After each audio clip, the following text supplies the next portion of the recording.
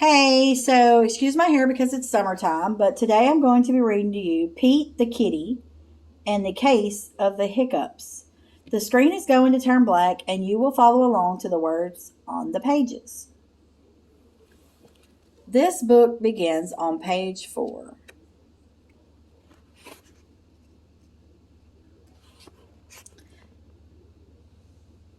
Hiccup. Oh no, Pete has the hiccups. Hiccup, hiccup.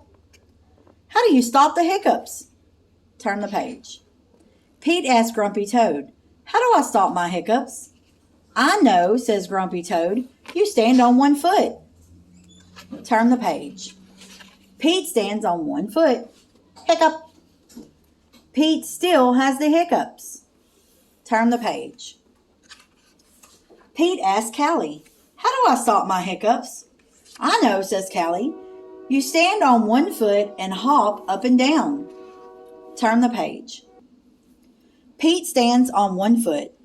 He hops up and down. Hiccup, hiccup. Pete still has the hiccups. Turn the page. Pete asks Gus, "How do I stop my hiccups?" "I know," says Gus. "You stand on one foot and hop up and down and sing a song." Turn the page. Pete stands on one foot. He hops up and down and he sings a song. Hiccup, hiccup, hiccup. Pete still has the hiccups. Turn the page. Pete asks Bob, "How do I stop my hiccups?" "I know," says Bob. Turn the page. "You stand on one foot and hop up and down and sing a song and rub your belly," says Bob. Pete does it. Turn the page. Hiccup. Nothing is working. Pete still has the hiccups. "Go ask Mom," says Bob. Turn the page. Pete asks Mom, "How do I stop my hiccups?" "I know," says Mom. "You take a deep breath." Pete takes a deep breath. Turn the page. "Hold your breath and blow it out," says Mom. Pete holds his breath.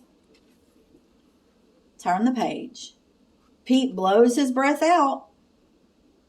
"That's it?" Pete asks. "That's it," says Mom. Turn the page.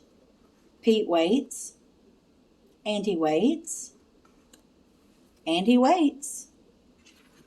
Turn the page. The hiccups are gone. Moms are so smart. The end. I hope you enjoyed that book, and please remember to return it to the color-coded shelf that you got it from.